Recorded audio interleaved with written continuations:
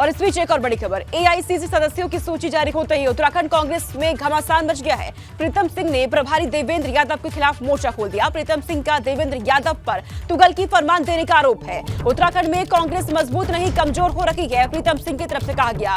देवेंद्र यादव अपनी मर्जी से ही पार्टी चला रहे हैं। प्रीतम सिंह ने ये तमाम आरोप लगाए हैं देवेंद्र यादव पर। तो जैसे ही एआईसीसी की सूची जारी होती है उसके बाद उत्तराखंड कांग्रेस में घमासान देखा गया है। अंदर खाने ही अब विरोध के सुर मुखर होते जा रहे हैं। प्रीतम सिंह ने प्रभारी देवेंद्र यादव के खिलाफ यहां मोर्चा खोल दिया। तमाम आरोप लगाए गए हैं। प्रीतम सिंह का देवेंद्र यादव पर तुगलकी फरमान देने का आरोप लगा है और साथ ही प्रीतम सिंह ने कहा कि उत्तराखंड में कांग्रेस मजबूत नहीं बल्कि कमजोर हो रही है। देवेंद्र यादव अपनी ही मर्जी से पार्टी चला रहे हैं। इसको लेकर के प्रीतम सिंह ने तमाम आरोप लगाए हैं, तमाम बातें सामने रखी गई है और जैसे ही लिस्ट सामने आती है एआईसीसी की उसके बाद विरोध के सुर उत्तराखंड कांग्रेस में नजर आने लगे हैं और अब ये साफ तौर पर नजर आ रहा है एक दूसरे के खिलाफ यहाँ पर बयानबाजियां की जा रही हैं।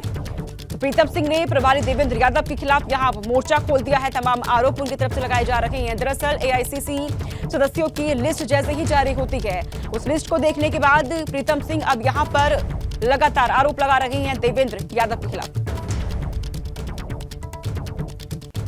तो प्रीतम सिंह की आरोप क्या है अब आप ये जान लीजिए। उन्होंने कहा कि एआईसीसी के सदस्यों की सूची में वरिष्ठ नेताओं का नाम नहीं है, कांग्रेस मजबूत नहीं कमजोर हो रही है। उन्होंने क्या कुछ कहा सुनिए एक बार। एआईसीसी की जो सूची जारी हुई है उस सूची में उत्तराखंड राज्य की बहुत वरिष्ठतम हमारे विधायकगण और पूर्व विधायक मंत्रीगणों को जो है बाहर रखा गया है, जिससे स्वाभाविक बात है कि कांग्रेस जनों में आक्रोश। प्रभारी द्वारा किसी से कोई सलाह मशवरा नहीं किया गया।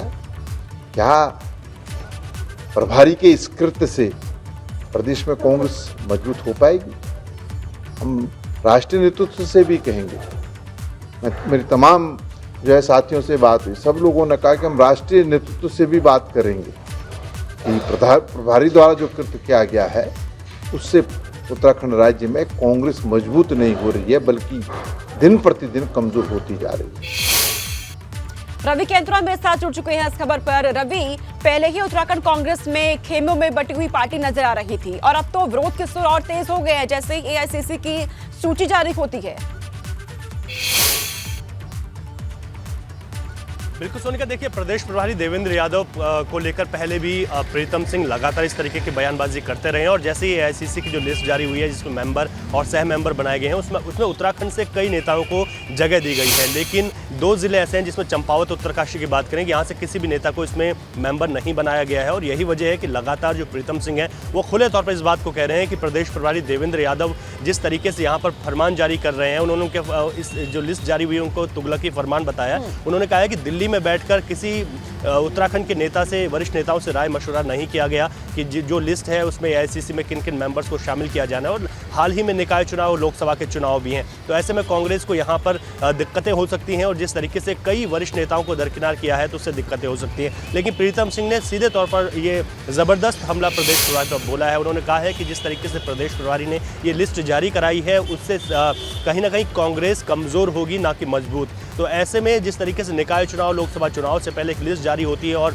कांग्रेस के बड़े नेता हैं प्रीतम सिंह इस तरीके का बयान जारी करते हैं तो आपसी घमासान की तस्वीरें सामने आ जाती हैं। इस तरीके की गुटबाजी जो कांग्रेस में अक्सर देखने को मिली है, प्रदेश प्रभारी हैं जिनका पूरा समन्वय बैठाना है, लेकिन अगर वरिष्ठ नेताओं और उनके बीच की इस तरीके से दूरियां बढ़ जाएंगी तो निश्चित तौर पर जो छोटा कार्यकर्ता है उसका मनोबल टूटेगा। तो प्रदेश प्रभारी पर इस तरीके के गंभीर आरोप प्रीतम सिंह ने लगाए। साथ ही उन्होंने ये भी कहा है कि हाईकमान से इसकी शिकायत करेंगे कि जिन वरिष्ठ नेताओं को दरकिनार किया गया, जिनको तवज्जो नहीं दी गई, जिनके नाम शामिल नहीं किए गए, इस बात को लेकर हाईकमान से शिकायत करेंगे और यहाँ तक कहा कि हाईकमान से ये भी कहेंगे कि प्रदेश प्रभारी पर कड़ी से कड़ी कार्रवाई की जाए। तो इस तरीके का अगर मनमुटाव रहेगा कि प्रदेश प्रभारी जो पूरी पार्टी को समन्वय स्थापित करने का काम करते हैं संगठन तक, अगर उनके बीच इस तरीके का बिल्कुल रवि, और इसी तरीके का मनमुटाव रहेगा, ऐसे ही अगर पार्टी के अंदर कलह गहराएगी तो 2024 को कैसे पता किया जाएगा, बड़ा सवाल रहेगा। बहुत शुक्रिया रवि।